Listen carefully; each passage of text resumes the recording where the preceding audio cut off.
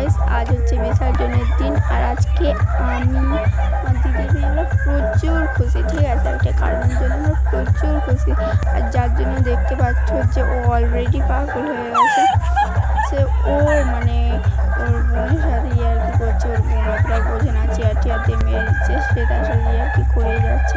আজকে একটা আনন্দের জন্য ও একটা ইয়ার্কি করছে। ঠিক আছে, আর একটা ইয়ার্কি ওকে আমি আজকেই করতে দেখলাম, নাহলে কোনো ইয়ার্কি করে না বাচ্চাদের মধ্যে। তো দেখে খুব ভালো লাগছিল, তার জন্য ভিডিওটা করলাম আর একটু তোমাদের সাথে শেয়ার করলাম। তারপর গাইজ আমাদের মাতাল ডান্স শুরু। তো তোমরা ফুল নাচটা দেখতে থাকো আর এনজয় করো।